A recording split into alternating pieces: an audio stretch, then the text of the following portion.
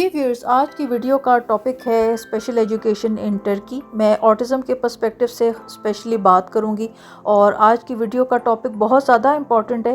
But जो लोग जानना चाहते हैं जनरली एक एजुकेशन सिस्टम टर्की में क्या है, आप लोग मेरा चैनल जाकर देख सकते हैं। आपको इस टॉपिक पे काफ़ी वीडियोस मिल जाएंगे। मैं ऑलरेडी इस टॉपिक पे बात कर चुकी हूँ एजुकेशन सिस्टम इन टर्की पे। बट आज की वीडियो में स्पेशली बात होगी स्पेशल एजुकेशन इन टर्की। मेरा बेटा अम्माद 10 साल का है जो ASD डायग्नोस्ड है, ऑटिज़म स्पेक्ट्रम डिसऑर्डर। मैं उस पर बात करूँगी, उसका एजुकेशन पैटर्न क्या है, वो किस तरह की एजुकेशन ले रहा है इस्तांबुल में, तो उस पर बात करूँगी आप लोगों से। एंड उम्मीद है आप लोगों को आज की वीडियो पसंद आएगी। मेरी आज की वीडियो एंड तक कंप्लीट देखिएगा।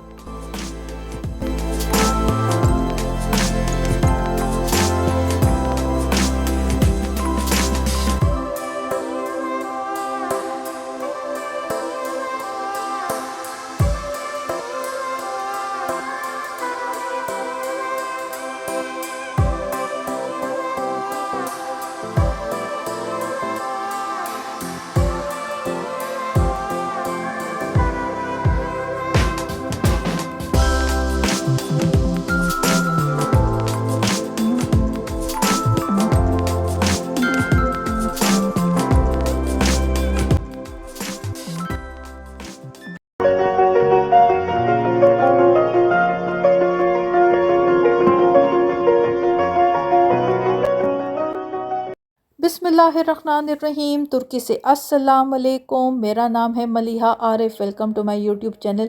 सबसे पहले जो आप लोग स्क्रीन पर वीडियो देख रहे हैं, ये गवर्नमेंट स्कूल है, स्टेट स्कूल है इस्तांबुल का।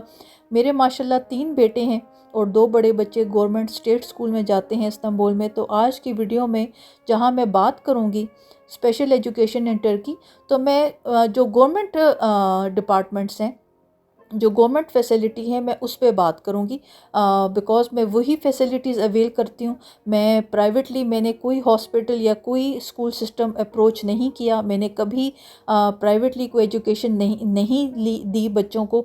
तो मैं बात करूँगी आज की वीडियो में कि जो गवर्नमेंट स्कूल्स हैं, स्टेट स्कूल्स हैं इस्तांबुल में स्पेशल एजुकेशन के लिए, वो किस तरह के हैं, किस तरह की एजुकेशन दी जाती है, इस टॉपिक पे आज बात होगी। तो अभी तक आप लोगों ने मेरी इस वीडियो को लाइक नहीं किया तो लाइक का बटन दबा दें, मेरे चैनल को सब्सक्राइब करना ना भूलें, आखिर में नोटिफिकेशन का बटन दबा दें ताकि मेरी नई आने वाली वीडियो सबसे पहले आपको मिले। फिर जब मैं 7-8 साल पहले इस्तांबुल शिफ्ट हुई तो मैं अपने बच्चों की एजुकेशन रिगार्डिंग बहुत ज़्यादा एक कंसर्न रही हूँ हमेशा से। मैंने एक वाहिद ये एक आस्पेक्ट है जिस पे मैंने सोचा था कि मैं कभी कॉम्प्रोमाइज़ नहीं करूँगी। हम पाकिस्तान में रहते हुए, जहाँ मेरी ऑडियंस पाकिस्तान से है, और हम लोग का एक गवर्नमेंट स्कूल के रिगार्डिंग जो इमेज है वो बड़ा फ़र्क और डिफरेंट है। हम समझते हैं कि गवर्नमेंट स्कूल की जो एजुकेशन है वो बड़ी कॉम्प्रोमाइज़्ड और उसका स्टैंडर्ड नहीं होता। तो जब मैं पाकिस्तान से टर्की आई और मुझे पता चला कि मेरे बच्चे गवर्नमेंट स्कूल में जाएंगे, तो मेरे लिए काफ़ी ज़्यादा ये डिस्टर्बिंग बात थी। मुझे लगा शायद मेरे बच्चों का एजुकेशन स्टैंडर्ड कॉम्प्रोमाइज़ होगा और बहुत डिफ़िकल्ट हो जाएगा। ये बताती चलूँ कि मैंने गवर्नमेंट स्टेट स्कूल क्यों पिक किए, बिकॉज़ इस्तांबुल में जो प्राइवेट स्कूल्स हैं, प्राइवेट एजुकेशंस है, वो बहुत ज़्यादा एक्सपेंसिव है। तो उसको अफोर्ड करना काफ़ी डिफ़िकल्ट था। तो डिसाइड ये हुआ कि बच्चे जाएंगे गवर्नमेंट स्टेट स्कूल में। तो 7-8 साल से मेरे बच्चे, बड़ा बेटा उमर जो इस टाइम क्लास 7th में है, नॉर्मल एजुकेशन ले रहा है, वो गवर्नमेंट स्कूल में जाता है। और जो मेरा दूसरा बेटा अम्माद जो ऑटिज़म स्पेक्ट्रम पर है, वो भी गवर्नमेंट स्टेट स्कूल में जाता है। अच्छा, यहाँ पे मैं जहाँ पर मैं ऑटिज़म सीरीज़ पे अपनी स्टार्ट की हुई है और मैं एपिसोड वाइज आप लोगों को गाइड कर रही हूँ, थोड़ा सा मैं पीछे चलती हूँ कि ये सारा एजुकेशन कहाँ से, किस पॉइंट से स्टार्ट हुई। जब मैं टर्की मूव हुई 7-8 साल पहले, तो जो मेरा बेटा अम्माद है उसकी एज थी फॉर मॉन्टेसरी। जब उसने अपना मॉन्टेसरी स्टार्ट किया तो विद इन अभी 1 वीक ही नहीं हुआ था कि मुझे प्रिंसिपल ने कॉल की कि बच्चे का कोई प्रॉब्लम है। मैं गई, उनकी एक कंसर्न ये था कि बेटा आई कांटेक्ट नहीं दे रहा। जब उसका नाम बुलाते हैं तो उसको गर्दन घुमा के देखना चाहिए, अपने नाम पर रिस्पॉन्ड करना चाहिए, तो देयर इज़ समथिंग, कोई हेयरिंग प्रॉब्लम है। एनीवेज़ कट इट शॉर्ट, मैंने उनको उसी टाइम एक्सप्लेन किया कि नहीं, बच्चे का कोई हेयरिंग प्रॉब्लम नहीं है, आपको कोई मिसअंडरस्टैंडिंग हो रही है, तो आई डोंट थिंक सो कोई प्रॉब्लम है। बट एनीवेज़ प्रिंसिपल और टीचर्स का यही कंसर्न था कि बच्चे में डेफिनेटली कोई प्रॉब्लम है। तो इस्तांबुल में, टर्की में तरीक़ेकार ये है कि अगर बच्चे का कोई इशू या कोई भी हेल्थ रिगार्डिंग कोई प्रॉब्लम नज़र आए तो सबसे पहले गवर्नमेंट हॉस्पिटल्स जो हैं वहाँ पर एक हेल्थ रिपोर्ट बनती है। हेल्थ रिपोर्ट बनने का ये तरीक़ेकार है कि एक डॉक्टर्स का पैनल होता है, हेल्थ कमेटी होती है, डिफरेंट चेकअप्स होते हैं और एक बच्चे की हेल्थ रिपोर्ट बनती है। उस हेल्थ रिपोर्ट के बाद पता लगता है कि प्रॉब्लम है या नहीं है। जहाँ मैं अपने बेटे की बात करूँ, जब बेटे की हेल्थ रिपोर्ट बनी तो वो ऑटिज़म जो एक माइल्ड लेवल था उस पर डायग्नोस हुआ। उसके बाद सिचुएशन ये थी कि जो हम हॉस्पिटल से जो मैंने हेल्थ रिपोर्ट ली जिस पे बेटा डायग्नोस हुआ ऑटिज़म ASD, उसके बाद ये है कि यहाँ पर हर बल्दिया, इस्तांबुल डिफरेंट बल्दिया डिफरेंट डिस्ट्रिक्ट में डिवाइडेड है। हम जिस बल्दिया में रहते हैं उसी बल्दिया के अंदर एक एडवाइस सेंटर भी होता है। इंग्लिश में हम इसको एडवाइस सेंटर कहेंगे, मैं आप लोगों को आसान लफ्ज़ों में समझाने के लिए बता रही हूँ। बट टर्किश लैंग्वेज में हम इसको कहते हैं रहबरलिक मरकज़। जिस तरह उर्दू का वर्ड रहबर है, रहबरलिक मरकज़, तो रहबरलिक मरकज़ हैं हर बल्दिया में। मुझे वहाँ भेजा गया ताकि मैं आगे गाइडेंस ले सकूँ कि मेरा बच्चा किस स्कूल में किस क्लास में जाएगा। जो लोग मेरी वीडियो स्टार्ट से देख रहे हैं, ख़ास तौर पे जो फैमिलीज़ टर्की में सेटल हैं, उनको पता है कि जब हम इस्तांबुल में टर्की में रहते हैं और अगर हमारे बच्चे गवर्नमेंट स्टेट स्कूल में जाते हैं तो हम ख़ुद स्कूल सेलेक्ट नहीं करते। हमें गवर्नमेंट की तरफ से गाइड किया जाता है कि हमारा बच्चा किस स्कूल में जाएगा। जो लोग मेरी वीडियो टर्की से बाहर बैठ के देख रहे हैं, थोड़ा सा मैं उनको गाइड कर दूं, बिकॉज़ एक पॉपुलेशन एक बैलेंस रखना होता है। घर के पास जो इमीडिएट करीब एक स्कूल होता है, बच्चे उस स्कूल में जाते हैं। हमें ख़ुद चॉइस या हमारे पास ऑप्शन नहीं होती कि हम बच्चों का स्कूल सेलेक्ट करें। तो इवन ये नॉर्मल एजुकेशन के लिए भी है और स्पेशल एजुकेशन के लिए भी है। बट यहाँ पे ये है कि अगर एक गवर्नमेंट स्कूल है, वहाँ पर जो बेटा अमाद है उसने डिसाइड हुआ कि उसने जाना है। पहले मैं ये समझती रही कि जब मेरा बेटा अगर ऑटिज़म डायग्नोस हो गया तो उसके लिए कोई स्पेशल स्कूल या स्पेशल क्लास होगी जिस तरह पाकिस्तान में होता है। बट इस्तांबुल में, टर्की में ऐसा नहीं है। हर गवर्नमेंट स्कूल, हर नॉर्मल स्कूल जो एक स्टेट स्कूल है, उसके अंदर एक क्लास एक डेडिकेटेड है ऑटिज़म के नाम पर, स्पेशल एजुकेशन के नाम पर। तो बेटे ने उस क्लास में जाना था। फ़र्क ये है कि हर स्कूल के अंदर, हर गवर्नमेंट स्कूल के अंदर जो एक क्लास होती है स्पेशल एजुकेशन के नाम पर, उसके लेवल्स डिवाइडेड हैं। मतलब जिस तरह मैं अपनी प्रीवियस वीडियो में आप लोगों को समझाती रही हूँ, गाइड करती रही हूँ कि ऑटिज़म के 3 लेवल है। एक बिगिनिंग लेवल है, एक माइल्ड मॉडरेट है और एक सीवियर लेवल है। अब मेरी जो रेजिडेंस थी, मेरे घर के सराउंडिंग में रहबरलिक मरकज़ ने ये देखना था, गाइड करना था कि मेरा बच्चा किस स्कूल में, किस क्लास में फ़ॉल करेगा। तो इस प्रोसेस को थोड़ा सा 1-1.5 साल लगा। जब मैं 7-8 साल पहले इस्तांबुल शिफ्ट हुई तो बड़े बेटे ने तो स्कूल जाना शुरू कर दिया। बट ये है कि अम्माद की एजुकेशन थोड़ी लेट स्टार्ट हुई, बिकॉज़ एक तो मुझे 1 साल लगा गवर्नमेंट हॉस्पिटल से हेल्थ रिपोर्ट बनवाते हुए। गवर्नमेंट हॉस्पिटल्स का मैं नेक्स्ट जब वीडियो पे मेडिकल सिस्टम पे बात करूँगी तो उस पर गाइड करूँगी कि थोड़ा सा ये काफ़ी टाइम कंज्यूमिंग था। गवर्नमेंट हॉस्पिटल्स की अपॉइंटमेंट काफ़ी एक डिफ़िकल्ट टास्क है। एनीवेज़, जब मैंने गवर्नमेंट हॉस्पिटल से हेल्थ रिपोर्ट लेने के बाद जब मैं रहबरलिक मरकज़ गई एडवाइस सेंटर, उन्होंने मुझे स्कूल अलॉट किया और बच्चे की एजुकेशन स्टार्ट हो गई। और आप लोग स्क्रीन पर मैं आप लोगों से बेटे की उसकी जो राइटिंग है उसकी कॉपी मैं वो शेयर कर रही हूँ।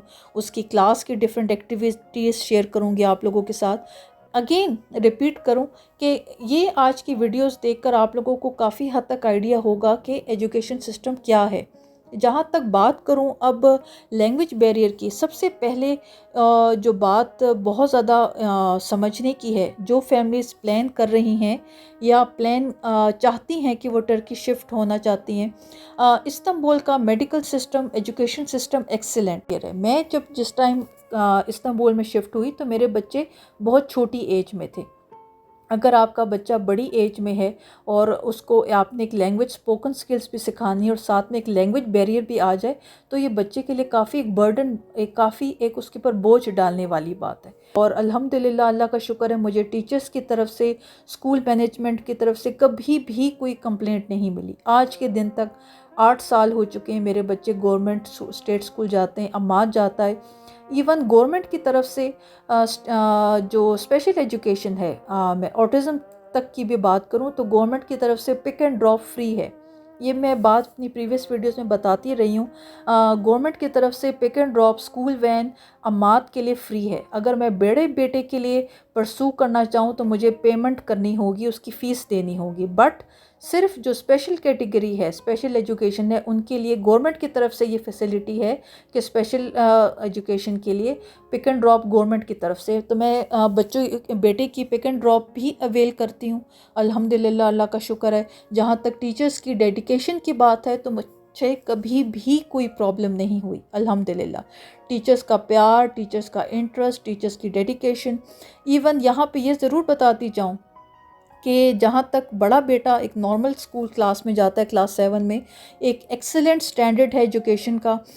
ऐसा नहीं है कि गवर्नमेंट स्कूल का हम एक माइंडसेट लेकर देखें तो हमें लगे कि हम बच्चे का स्टैंडर्ड कॉम्प्रोमाइज़ करें। हालांकि मैं बच्चों की एजुकेशन रिगार्डिंग बहुत स्ट्रिक्ट और बहुत ज़्यादा कंसर्न रहती हूँ। तो अल्हम्दुलिल्लाह, अल्लाह का शुक्र है, मैंने कभी भी एजुकेशन स्टैंडर्ड पे कोई कॉम्प्रोमाइज़ नहीं देखा।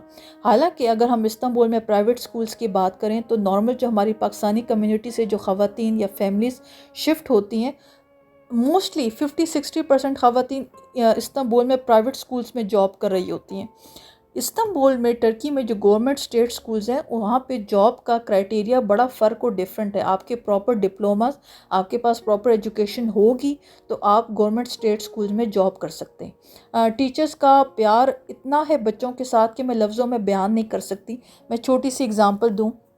मेरा बड़ा बेटा क्लास 2 या 3 में था जब मैं बेटे को पिक करने जाती थी, तो उसके जो क्लास टीचर थे, उसके जो छुट्टी के टाइम दूसरे और डिफरेंट बच्चे आते थे और टीचर को इतना प्यार करते थे कि उनके पेट के साथ हग करके ना, उनको ज़ोर सा टाइट से हग करके उनके साथ लटक जाना। मुझे लगता था सर के अपने बच्चे हैं, छुट्टी हो गई है तो उनके बच्चे मिलने आए हैं। आपको मैं भी बताती चलूँ कि टीचर्स का बच्चों के साथ इतनी एफिलिएशन है कि जो बच्चे टीचर्स के साथ पहले पढ़े हुए थे वो अपने पुराने टीचर्स के साथ मिलने आते। मेरा बड़ा बेटा जो नॉर्मल स्कूल में है, उसने अपना सेंस ऑफ ह्यूमर, अपना कॉन्फिडेंस अपने टीचर से सीखा। तो यहाँ पर टीचर्स की डेडिकेशन, टीचर्स का प्यार, मैं इस पे यकीन करें कि मैं जितना अल्लाह का शुक्र अदा करूँ कम है। यहाँ पर ये बताती चलूँ कि जो बेटा ऑटिज़म पर है, जहाँ पर नॉर्मल गवर्नमेंट स्टेट स्कूल में जाता है, मैं ये प्रीवियस वीडियो में भी बता चुकी हूँ कि जो बड़ा बेटा है उसकी गवर्नमेंट की तरफ से बुक्स भी हमें मिलती हैं। मैं गवर्नमेंट स्कूल की जो बुक्स की कोई पेमेंट, कोई फ़ीस नहीं देती। सिर्फ हम बच्चों के बैग्स और जो स्टेशनरी सप्लाईज है, सिर्फ हम वो परचेज़ करते हैं। जो बेटा अम्मात है जो ऑटिज़म स्पेक्ट्रम पर है, ये तो मैंने बता दिया कि मुझे पिक एंड ड्रॉप गवर्नमेंट की तरफ से मिलती है। मैं गवर्नमेंट स्कूल में कोई फ़ीस नहीं देती। गवर्नमेंट स्कूल्स की कोई फ़ीस नहीं है। यस, पिछले 2-3 साल से मैंने फैमिली से सुना है एक स्टार्टिंग एक मेंटेनेंस चार्जेस होते हैं, जिसको हम एक स्टार्टिंग एक ईयरली एक अमाउंट होती है, वो बड़ी नॉमिनल सी अमाउंट होती है। मैं 7-8 साल पहले जब आई थी तो मैंने बड़े बेटे की और अम्माद की उस टाइम जो चार्जेस दिए थे वो 1 साल का 100 लीरा था सिर्फ। लास्ट मैंने जो पे किया था वो 1 साल का 500 या 1000 था, इफ़ आई रिमेंबर। तो ये एक छोटी सी एक अमाउंट होती है। गवर्नमेंट स्कूल की कोई फ़ीस, कोई चार्जेस नहीं होते। सिर्फ हम बच्चों के स्कूल बैग, स्टेशनरी परचेज़ करते हैं। इवन बुक्स भी गवर्नमेंट्स की तरफ से हमें दी जाती हैं। आखिर में मैं ये बताती चलूँ कि जहाँ तक हम ऑटिज़म की बात कर रहे हैं, मेरा बच्चा जिस तरह उसने थेरेपीज़ लेनी है, जहाँ हम ऑटिज़म की एजुकेशन की बात कर रहे हैं, तो एक आस्पेक्ट थेरेपीज़ का आ जाता है। यहाँ पर डिफरेंट रिहेबिलिटेशन सेंटर्स हैं। इसको टर्किश में भी रिहेबिलिटेशन बोलते हैं। फ़र्क ये है कि सिर्फ उसकी प्रोनाउंसिएशन फ़र्क है। इसको हम लोग टर्किश में बोलते हैं रिहेबिलिटेशन मरकज़, उर्दू का वर्ड मरकज़, रिहेबिलिटेशन मरकज़, इंग्लिश में रिहेबिलिटेशन सेंटर्स हैं। यहाँ पर मेरा बेटा जाता है फॉर लैंग्वेज स्पोकन थेरेपीज़। उसके जो डिफरेंट थेरेपी सेशंस होते हैं वो इन रिहेबिलिटेशन सेंटर्स में होते हैं।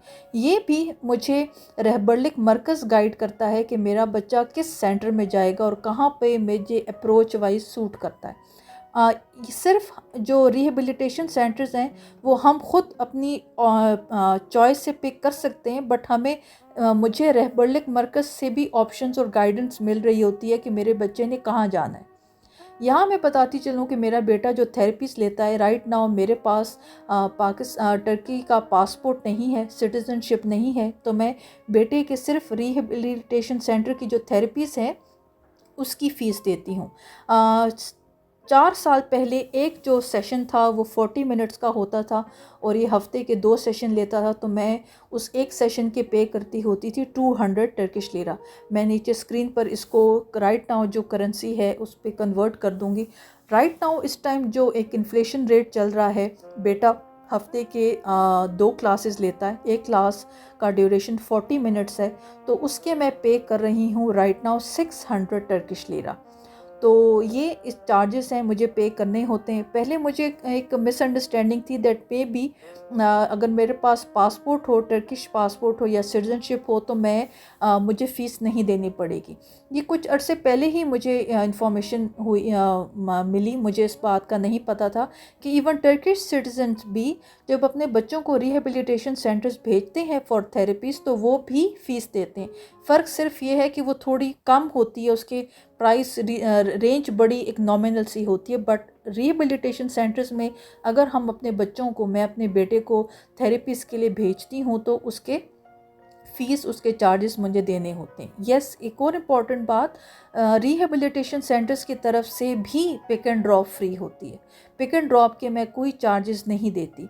तो स्क्रीन पर मैं आप लोगों से डिफरेंट रिहेबिलिटेशन सेंटर्स की वीडियोस शेयर कर रही हूँ।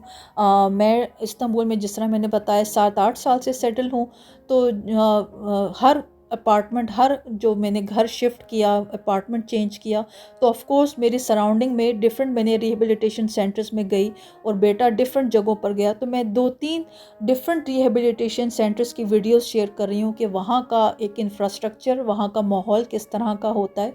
तो बेटा जाता है वहाँ पर, डिफरेंट वैरायटी होती है थेरेपीज़ की, एर्गो थेरेपी होती है, लैंग्वेज स्पोकन थेरेपी होती है, क्या कहते हैं, वाटर थेरेपी होती है।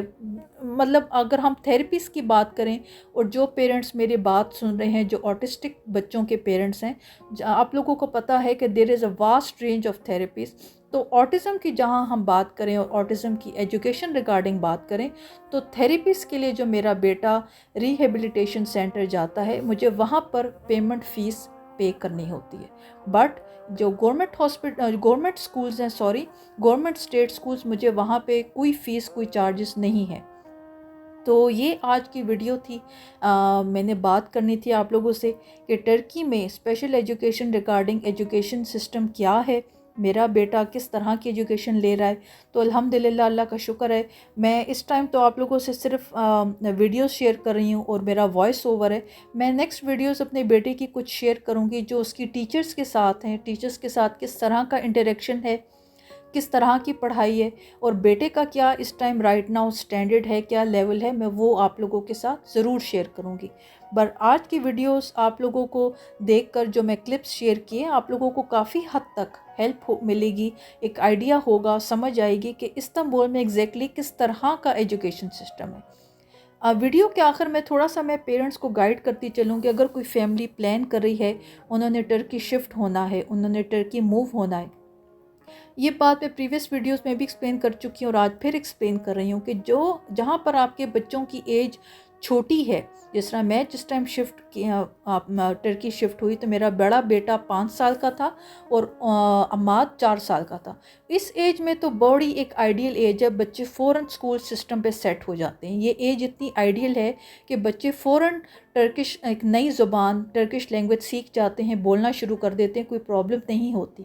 बट जहाँ पर आपके बच्चे की एज ज़्यादा है, लाइक 8 साल, 9 साल, 10 साल, 11 साल, उस सिचुएशन पे आप गवर्नमेंट स्कूल अगर पिक करेंगे तो आपके बच्चे के लिए प्रॉब्लम है। एक तो ऑलरेडी एजुकेशन का बर्डन है, अगर हम नॉर्मल एजुकेशन की बात करें तो ऑलरेडी एक एजुकेशन का बर्डन है, ऊपर से बच्चे को एक नए माहौल में एडजस्ट होना है और मोस्ट इम्पॉर्टेंटली एक नई ज़ुबान, एक नई लैंग्वेज सीखनी है, तो ये बड़ा एक बच्चे के लिए प्रॉब्लमेटिक हो जाता है।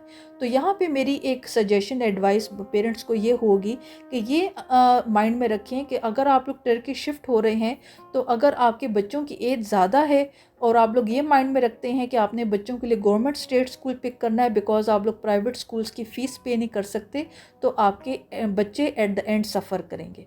अगर आपके बच्चों की एज छोटी है तब तो बहुत आइडियल है आप लोगों के लिए, आपके बच्चे फ़ौरन एकोमोडेट कर जाएंगे। जिस तरह कहा जाता है कि जो छोटी एज होती है 4 साल 5 साल, ये बड़ी आइडियल एज होती है, बच्चे फ़ौरन अडॉप्ट कर जाते हैं। इसी एज में कहा जाता है अगर हम बच्चों को कुरान हिफ्ज़ कराएं तो बच्चे हिफ्ज़ कर लेते हैं, बिकॉज बच्चों का एक नई लैंग्वेज, एक नया कोई भी चीज़ नई सीखने की कैपेबिलिटी बहुत ज़्यादा होती है। जो लोग नहीं जानते, मैं फिर रिपीट कर दूं, टर्की में इस्तांबुल में मोड ऑफ कम्युनिकेशन जो एक ऑफिस लैंग्वेज है, जो एक पब्लिक एक कम्युनिकेशन है, वो टर्किश लैंग्वेज है। यहाँ पर इंग्लिश में इंग्लिश यूज़ नहीं होती। आपको 1% इवन 2% आपको बाय लक चांस है कि आपको कोई इंग्लिश स्पोकन कोई बंदा मिल जाए, चाहे वो डॉक्टर है, चाहे वो टीचर है, चाहे वो प्रिंसिपल है। तो एक ये प्रॉब्लम सिर्फ टर्की में है कि अगर कोई फैमिली शिफ्ट करना चाहती है टर्की तो आपकी ये नॉलेज में होना चाहिए कि यहाँ का मोड ऑफ कम्युनिकेशन इंग्लिश नहीं है, टर्किश लैंग्वेज है। कुछ लोग दिमाग में ये सोचते हैं कि नहीं ऐसा भी नहीं है, कुछ तो इंग्लिश आती होगी। मेरा यकीन करें, मैं प्रीवियस अपनी वीडियोस बना चुकी हूँ इस टॉपिक पर, आप लोग वीडियोस देख सकते हैं। यहाँ पर लोगों को इंग्लिश लैंग्वेज नहीं आती। अगर मैं अपने बच्चे के टीचर के साथ या प्रिंसिपल के साथ कम्युनिकेट करती हूँ या रिहेबिलिटेशन सेंटर में थेरेपिस्ट के साथ कम्युनिकेट करती हूँ तो टर्किश लैंग्वेज में करती हूँ, उनको इंग्लिश लैंग्वेज नहीं आती। सो अगेन मेरा बेटा जहाँ एजुकेशन की बात भी हो रही है तो वो टर्किश लैंग्वेज में एजुकेशन ले रहा है। इंग्लिश लैंग्वेज जो इंग्लिश सब्जेक्ट है वो इंक्लूडेड है स्टडीज़ में फ्रॉम क्लास 2 से इंग्लिश सब्जेक्ट स्टार्ट हो जाता है, इंग्लिश सब्जेक्ट इंक्लूडेड है कैरिकुलम में। बट बाकी जो सब्जेक्ट्स हैं मैथमेटिक्स, साइंस, ये सब टर्किश लैंग्वेज में। सो ये ओवरऑल छोटा सा एक आप लोगों को आइडिया देना था स्पेशल एजुकेशन इन टर्की। और उम्मीद है कि आप लोगों को काफ़ी हद तक एक गाइडेंस मिली होगी कि एग्जैक्टली टर्की में एजुकेशन सिस्टम क्या है। नेक्स्ट जो मेरी वीडियो है मैं आप लोगों से बात करूंगी कि मेडिकल सिस्टम जो एक हेल्थ सिस्टम है ऑटिज़म रिगार्डिंग, वो इस्तांबुल में क्या है, मुझे क्या क्या फैसिलिटीज़ मिली और इस टाइम बेटे का स्टेटस क्या है, क्या उसके टेस्ट हुए, क्या उसकी डॉक्टर के ट्रीटमेंट्स थे, मेडिसिन्स थी, मैं वो सब आप लोगों के साथ नेक्स्ट वीडियो में शेयर करूँगी। जी व्यूअर्स, तो मेरी आज की वीडियो यहाँ पर इस पॉइंट पर एंड होती है। उम्मीद है आज की वीडियो आप लोगों को पसंद आई होगी। सो आज की वीडियो में हम लोगों ने डिस्कस किया कि टर्की में इस्तांबुल में स्पेशल एजुकेशन सिस्टम क्या है, ऑटिज़म के पर्सपेक्टिव से बात की। बट ओवरऑल अगर अनफॉर्चुनेटली अगर आपका बच्चा किसी भी कैटेगरी में फॉल करता है, कोई भी स्पेशल चाइल्ड कैटेगरी है, तो इस्तांबुल में टर्की में जिस तरह मैंने बताया कि यही पैटर्न है कि एजुकेशन लेने के लिए, स्कूल में एडमिशन के लिए सबसे पहले एक हेल्थ रिपोर्ट बनती है गवर्नमेंट हॉस्पिटल से। उस हेल्थ रिपोर्ट के बाद डिसाइड किया जाता है कि बच्चे का एग्जैक्ट प्रॉब्लम क्या है, वो किस टाइप की किस कैटेगरी की एजुकेशन लेगा। और उसके बाद हम जिस बल्दिया डिस्ट्रिक्ट में रह रहे होते हैं वहाँ का एडवाइस सेंटर, रहबरलिक मरकज़ टर्किश लैंग्वेज में, वो हमें गाइड करता है कि आगे हमारा प्लान ऑफ एक्शन क्या होगा, हमने किस स्कूल किस क्लास में अपने बच्चे को डालना है। सो हम पेरेंट्स अकेले नहीं होते, हमें गवर्नमेंट की तरफ से ये फैसिलिटी अवेलेबल है और ये फ्री ऑफ चार्ज है। हम लोग मैं रहबरलिक मरकज़ जाकर वहाँ पे चीज़ों की गाइडेंस लेती रही हूँ कि मुझे एग्जैक्टली अब बच्चे को आगे किस तरह की एजुकेशन देनी है, कौन से टीचर होंगे, कौन सा सब्जेक्ट होगा, कौन सी क्लास, कौन सा स्कूल होगा। तो ये आज की वीडियो थी स्पेशल एजुकेशन इन टर्की। उम्मीद है आज की वीडियो आप लोगों को पसंद आई होगी। आप लोगों को आज की वीडियो इन्फॉर्मेटिव लगी हो, please don't forget to give the thumbs up. Do subscribe my channel and share my content with your friends and family. Thank you so much for watching. See you all in my next video. Allah Hafiz. Ahmad. Mado. Smile.